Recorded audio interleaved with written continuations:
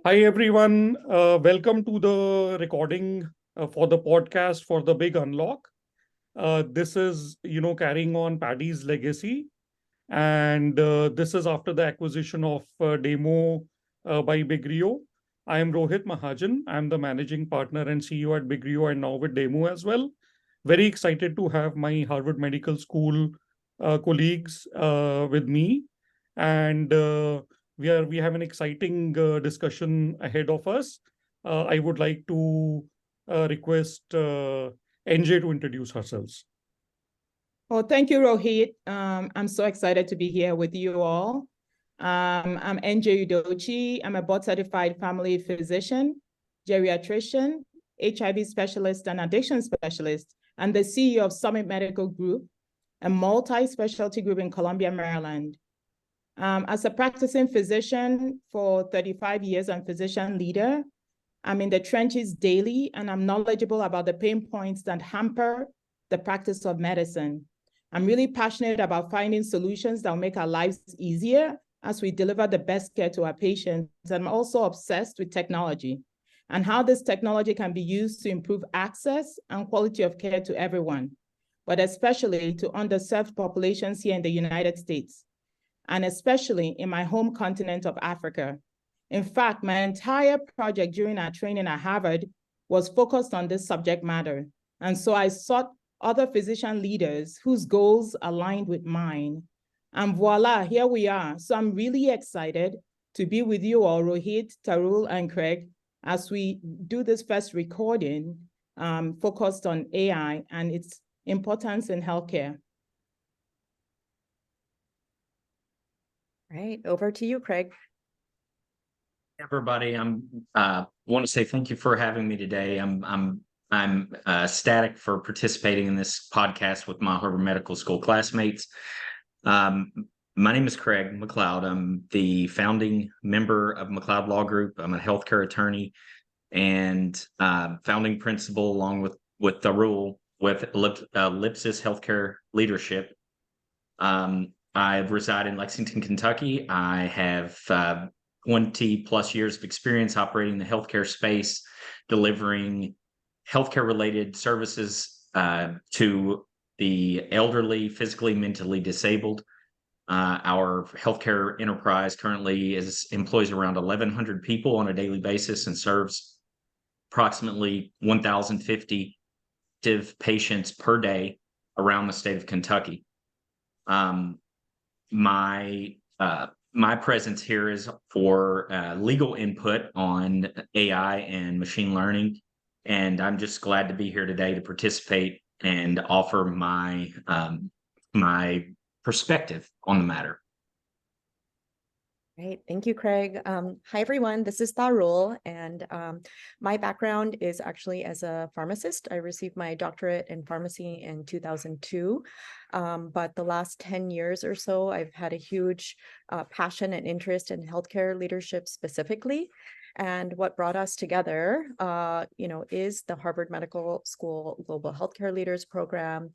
Around that time, I decided to leave a job of 15 years, really to focus on not only leadership, but affecting meaningful change in the healthcare ecosystem. And so we're really excited to talk to you today about the implications of AI, from a clinical, legal, ethical, and design standpoint, and why this matters in this moment. To kick things off, what we'd like to start with is NJ's standpoint from a practicing MD, and there are a series of questions that I will go through on, why this matters in current practice. So my first question for you, NJ, is how is the healthcare landscape changing for primary care provider practices? What are the drivers? How is value-based care impacting things as they stand? And, what motivated you to start your practice? Thank you, Tarul. In recent years, the US healthcare industry has been transitioning to a value-based healthcare system. That's one that puts people and their health first before profits and shareholders. And largely, this change has been driven by patients being more proactive in the approach to healthcare. And also, it's led a lot of health providers now to begin making changes to the way they deliver care and the platforms they work with. And this is especially important in the chronic care space. Also, CMS has seen the value of a collaborative approach to healthcare delivery. And they have pilots and demonstration programs in several states encouraging this approach to care delivery. In fact, in Maryland, we have the MD PCP program, which is one that we're participating in. We've just applied for that. And that these trends were further accelerated with COVID-19, and more recently, with the pandemic, the issues of workforce shortage, mental health, physician and health workforce burnout have taken a lot of interest and sparked interest in trying to make sure that care delivery is modified in such a way to enhance the way we deliver care and decrease physician burnout.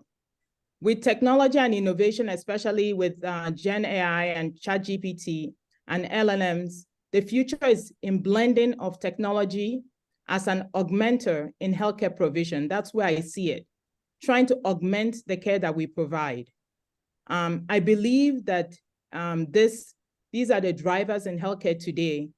For me, what motivated me into forming my group was what I saw coming. The way technology, we would want to use technology to improve healthcare, and the dying out of solo practices. The administrative burdens placed already on primary care practices, especially, does not lend itself to being in solo practice. And it's one in which, if you want to provide very good care, it's better for you to be in a group and collaborate together to provide and deliver the best care for patients. Thank you, NJ. My next question is, what are the top concerns of primary care provider, physician, business owners? In this landscape, would they rather be acquired by hospital systems or private equity players? Like, what does that look like for you? I think that primary care and business owners really are very focused on trying to survive. The administrative burdens that have been posed now when you deliver healthcare is a big problem, as well as a burnout. I mentioned earlier about workforce shortage. It's a big problem for us. Many of us have had to look to outsource to help deliver the care that we need, and also profitability. We are having a very difficult time trying to survive, with the way the payers and what is being delivered in terms of payments. So a lot of providers and health groups are looking, and even solo physicians are looking to find a way to be acquired by hospitals, or PE, private equity groups, just to help them, in terms of delivering the best care possible because of these administrative burdens. Thank you. Now, in relation to this topic, how do you think this impacts patients and the quality of care, which, as we know, from our program, but also just from a place of values-based leadership, patients and the quality of care, that's the MVP. So how do you think this impacts patients?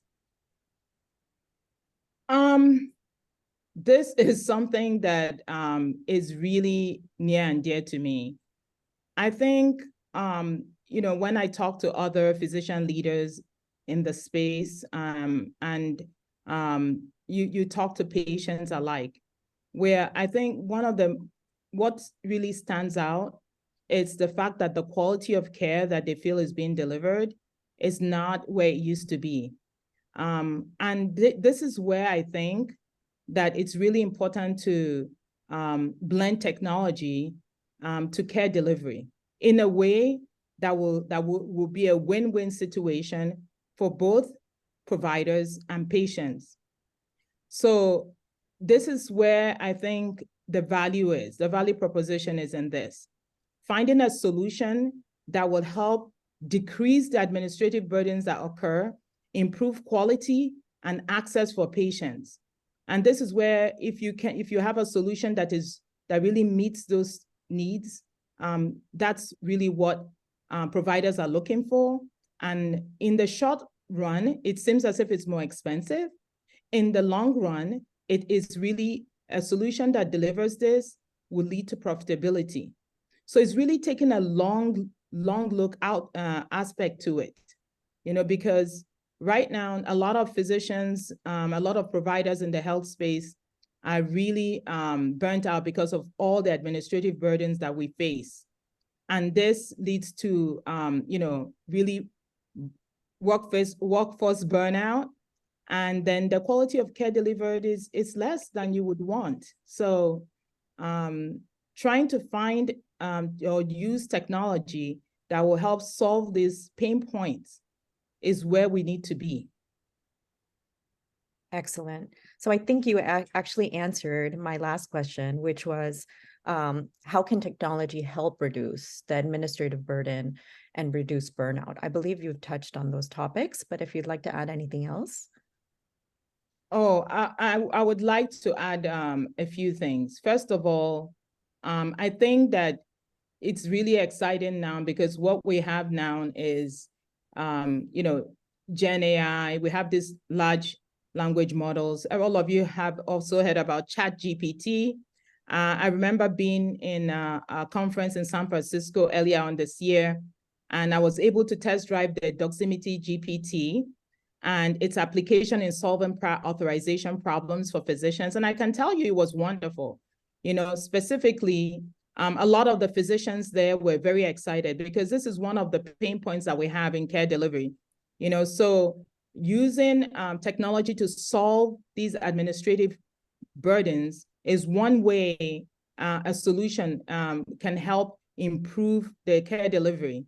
And that will leave physicians and other health workers time to actually deliver the care that patients need.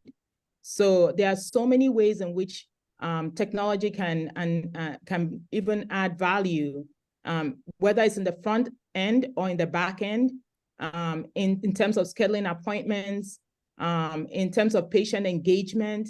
I know that Rohit, he was speaking about trying to help with care management.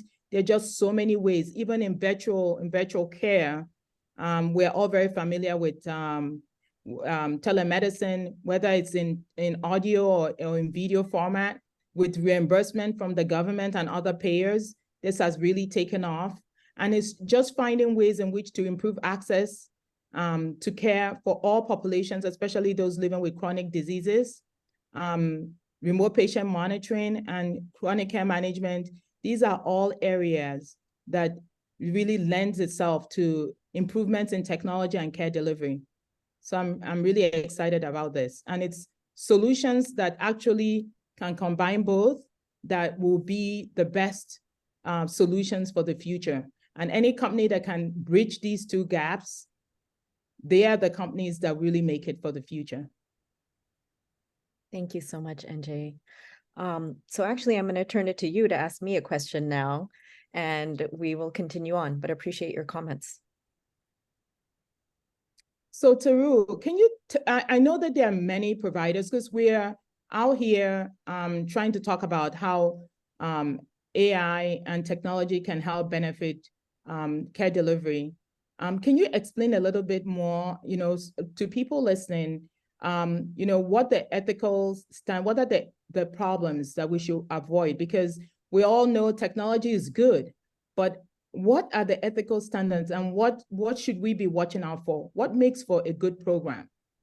Sure, absolutely. So I think where I'll start, especially after you've, given us some very thoughtful comments from the clinical lens, I think I'd like to start high level and just, what is the current state of artificial intelligence in healthcare innovation? Why is it such a big topic? So I think I'm going to start there. So we are definitely in a significant moment when it comes to healthcare technology, specifically powered by AI. And by being aware and up to date on the implications clinically, ethically, legally, we can ensure that we're putting patients at the center of our care, as you described, NJ, which is obviously the MVP for all of us. AI in general, AI is a term that's applied to machine or software And it refers to the technology's capability of simulating intelligent human behavior, which includes instantaneous calculations, problem solving, and evaluation of new data based on previously assessed data, which is what we mean by generative AI. And, as you mentioned, NJ, AI applications in healthcare have, literally changed the medical field, including imaging, electronic medical records, EMR, lab diagnoses, treatment, augmenting the intelligence of physicians and providers in a variety of different settings, new drug discovery, providing preventative and precision medicine, biological extensive data analyses, speeding up processes, data storage, and access for health organizations at large. So AI and generative AI are creating massive efficiencies for providers and patients alike. With that, I'm going to turn it over to Craig for some of his perspectives, not only from a legal standpoint, but why we should all be kind of sitting up and paying attention to this topic. Craig, you're on mute. I'm going to start from a 10,000-foot perspective and a historical perspective, of course. So historically, the evolution of technology has been based on a concept or principle called Moore's Law. In 1965, Moore's Law was put forth by Gordon Moore, who was co-founder of Fairchild Semiconductor and Intel. Intel, he was the CEO of, and everyone knows or should know who Intel is, that has a computer, cell phone, PDA, anything. So Mr. Moore observed that the number of chips would double each year, that would turn into double processing power. This is on a yearly basis from 1965. This law stayed pretty intact until 1975, when the law doubled to reflect that the doubling of chips per integrated circuit and doubling of the resulting processing power would move to every other year. Moore also established his second law, which was also known as Rock's Law, which states even though the size of the chips on the relevant integrated circuit are reduced and the processing power doubles, the cost of the physical plant and the necessary R&D related to the advancement increases exponentially over the same time period. The reason why this is important is it creates pricing issues, which are inevitably passed on the ultimate consumer, which is personal on a business model, or the personal consumer. Staying with Moore, his laws are based fundamentally on the historical norms of manufacturing and supply chain principles, as well as basic economic and supply and demand considerations. There's always physical work necessary to maintain the underlying basis of Moore's law. However, the explosion of AI, and I use AI to include generative AI as well, and machine learning, over the past year or so, these traditional considerations are becoming less of a factor to predict and forecast the increase of computing power and evolving technologies. As AI and machine learning are not customarily limited by these factors, these physical factors, as the processing manufacturing principles, due to the advancement of self-learning that's done internally and within the relevant AI machine learning systems. The elimination of these factors allow for the exponential increase in advancement of the capacity of the relevant AI and ML systems. That's assuming that the information fed into the AI and ML systems are accurate and factual. This requirement to effectively process information is being interfered with intentionally, specifically by the artistic community, and more about this upcoming on my next statement and probably future podcasts, specifically the Nightshade and Glaze programs that are being implemented by the University of Chicago. Thank you, Craig. And with that, I think I'm going to lead us into like a more general question about, what are the best practices in AI innovation and implementation? And to kick things off, I'm going to start with my sweet spot, like what are our ethical considerations and health equity best practices, and why does this matter? So AI is not going to replace clinicians, but it will advance caregiving capabilities. Clinicians must increasingly rely on human skills, such as empathy and culturally relevant care. So for example, we have to train our providers in all different modalities, MDs, nurses, all caregivers in meeting patients where they are. This real world data feeds the algorithms that AI will influence and ultimately use to improve care and efficiencies. So for example, in marginalized populations, we have to do a better job of understanding the factors and interventions that will close gaps in healthcare disparities. Another example is trauma-informed care, unique ways to speak with and treat patients for people who have lived through gender-based violence or other forms of violence. And there are, some really interesting discussions going on in all over the country on how to carry out this care. So we all must kind of sit up and ensure that we're paying attention. These intentional practices will definitely influence health equity as AI technology advances. Otherwise, we're at risk of leaving the same communities who have historically been underserved behind again and again. And if AI is viewed as critical to healthcare's future, then a diverse group of stakeholders must be engaged in the dialogue. So a group like ours, right? Data scientists and engineers, but also clinicians, patient advocates, ethicists, economists, and policymakers. We have to all come together and have honest and wider discussions around how to implement ethical and equitable AI.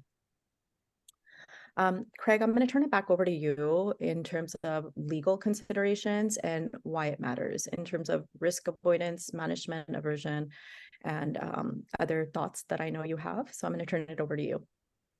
All right. So AI and machine learning is evolving so quickly, and as everyone should know, is the legal field and the resulting legal decisions and lawsuits. They're so slow. So this is a very new topic that we as attorneys are trying to figure out how to speed our pace of evaluation and bringing these to light to expedite these type of decisions. The key here in understanding the AI and machine learning legal perspectives is understanding where and how the protected and confidential information and or the data is stored, utilized, integrated into local or hosted external systems or platforms.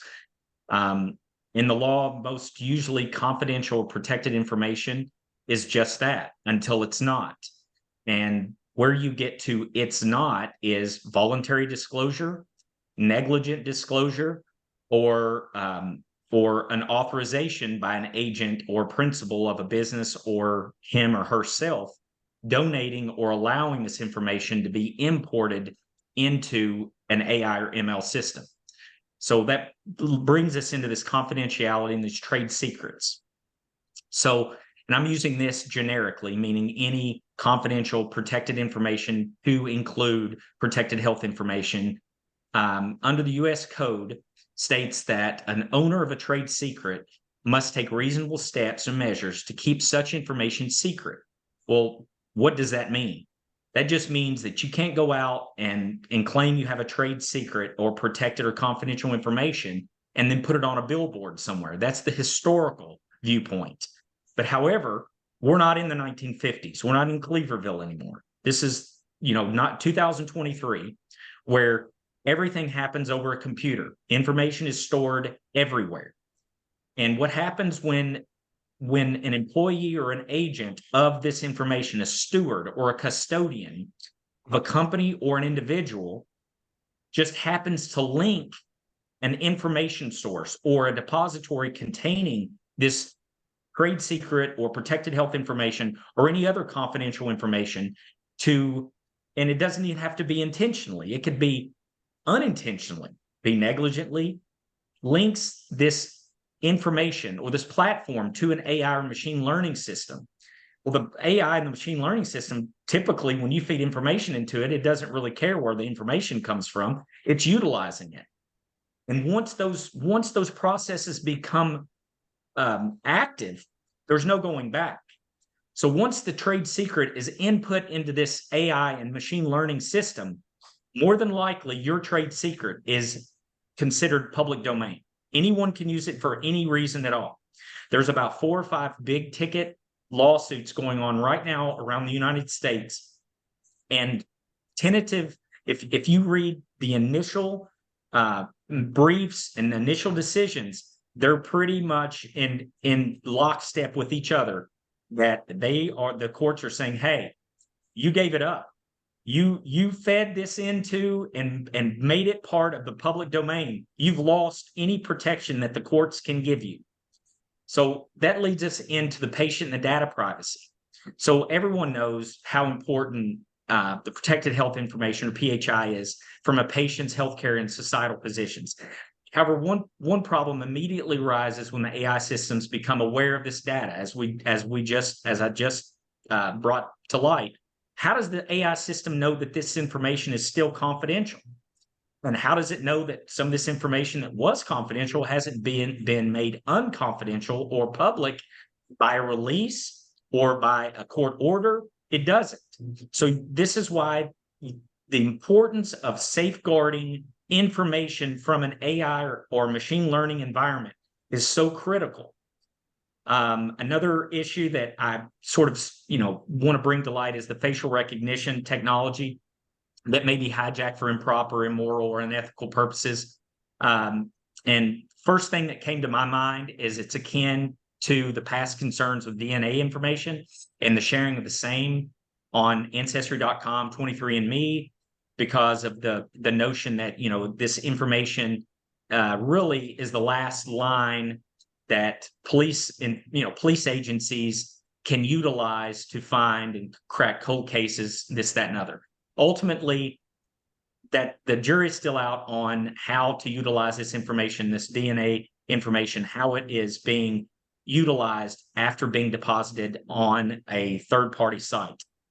And I mentioned earlier about the bad actors, the poison pills. There are some participants in the space now that are attempting to mask or thwart AI machine learning's ability to learn, to do just that.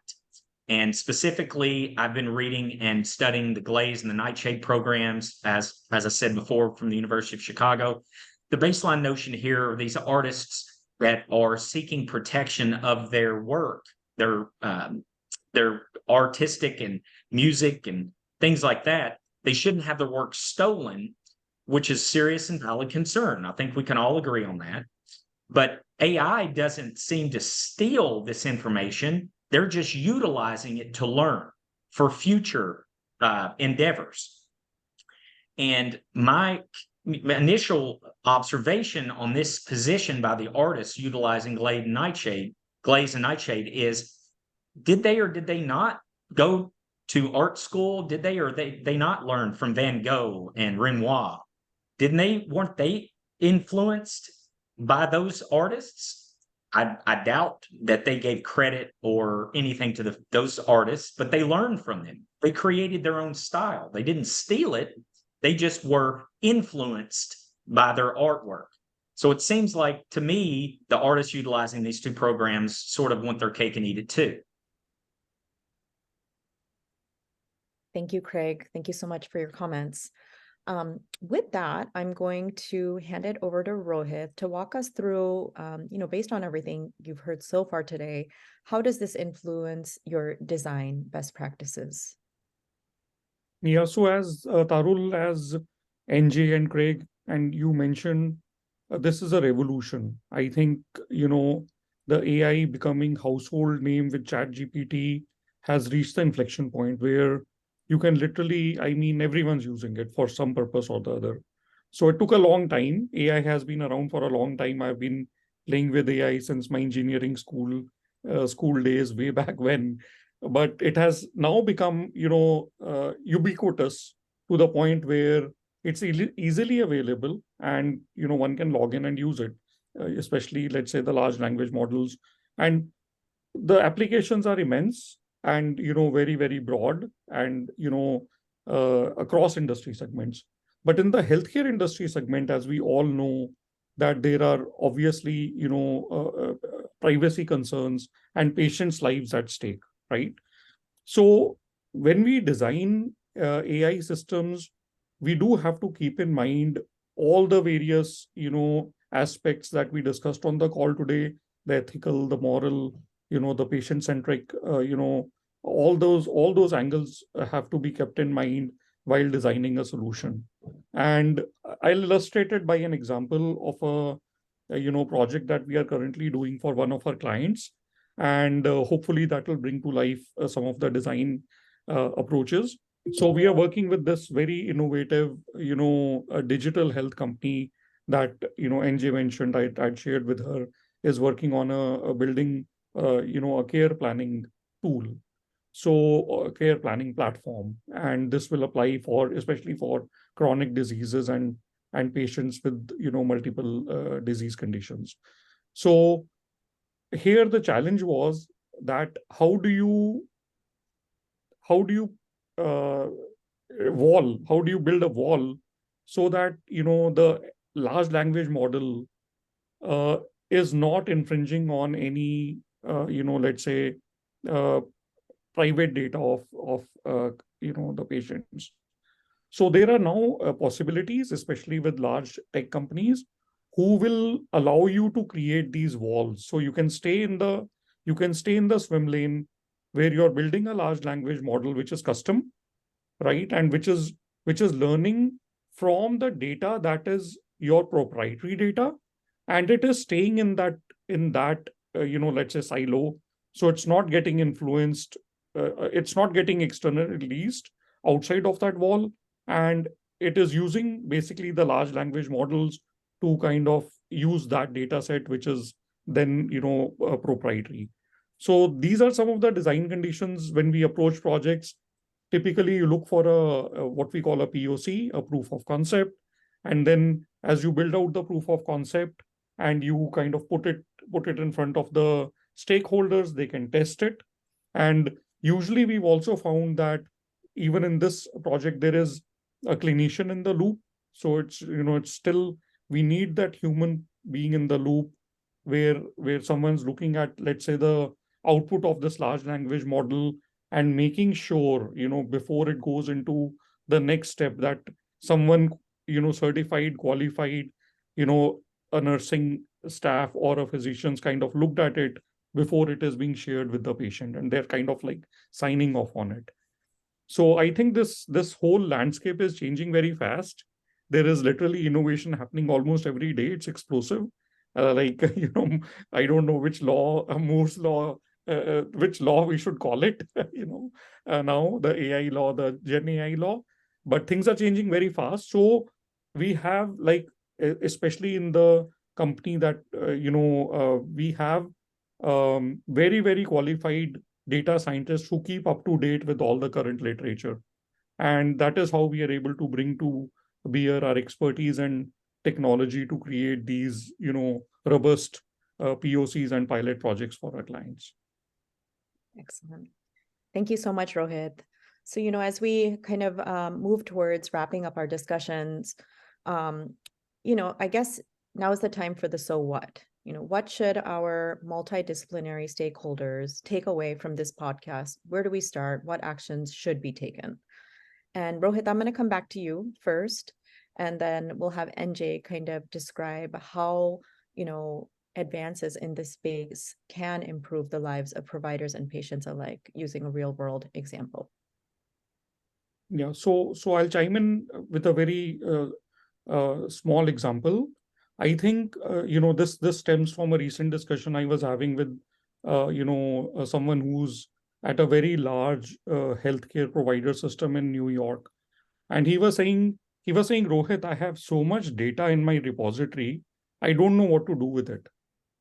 So I think that is really the starting point, that you have the organizations have data sets, providers have data sets. This is a gold mine, right?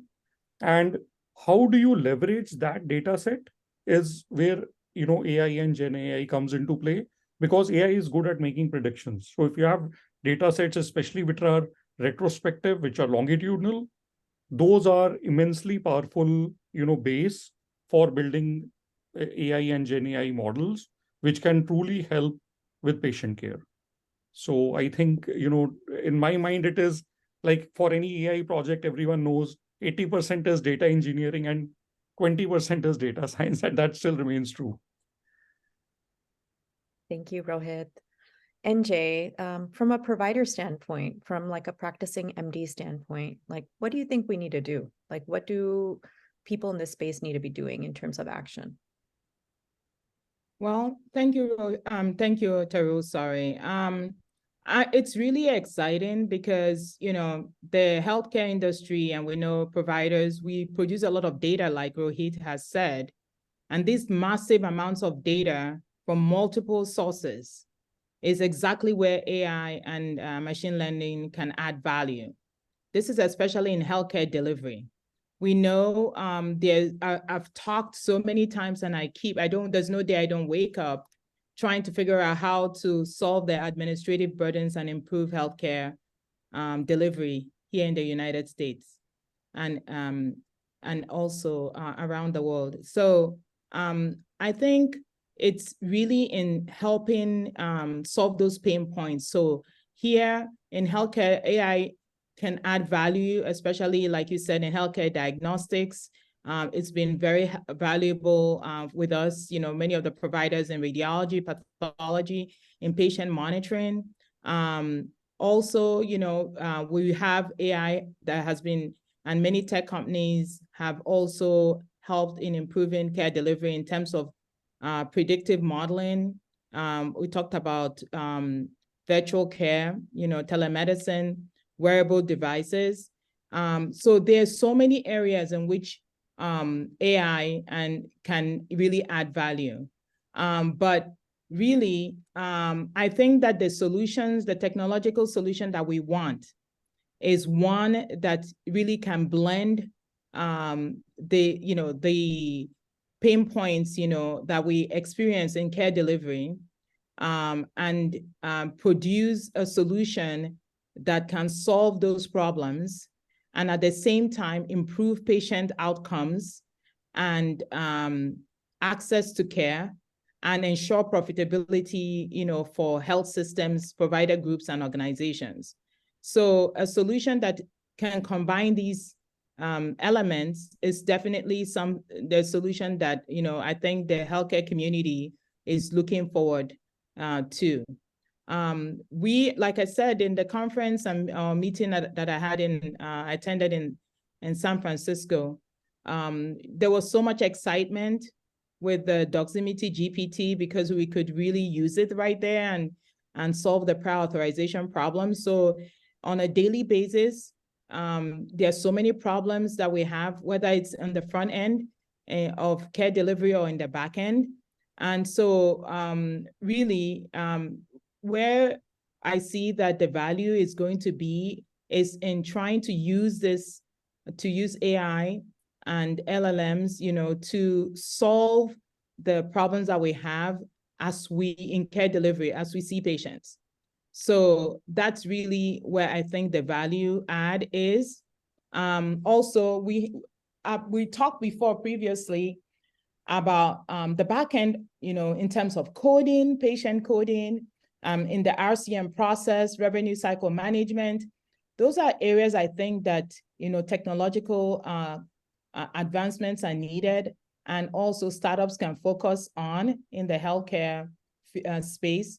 Because when you can combine both the front and back end to solve those problems, there is where the value is. This is where you're going to see a lot of excitement. And I think in the end, the problems that we're experiencing as providers, that solving the burnout problems, physician charting in virtual scribing, these are all areas that physicians are looking forward to finding and using AI in trying to, you know, augment the care that we provide on a daily basis. Excellent. Thank you so much, NJ. Thank you, Craig. And thank you, Rohit, for this wonderful opportunity to come together and talk about this important topic. So I'm going to hand it to you, Rohit, to close us out. Yeah, thank you for the excellent panel discussions, NJ, Tarul, and Craig. It is great to get together virtually. We will surely follow on with more podcasts. And I would like to end in closing by giving a shout out for a book that I recently wrote and has been published. It is for people who would like to learn more. The name of the book is Quantum Care, and it is a deep dive into AI for health research and delivery. So thank you so much once again, and looking forward to the next one. Have a Thank you. great day. Great seeing everyone. Thank you, everyone. It was really wonderful to be here. And Absolutely. it's great seeing you, each of you. Thank you.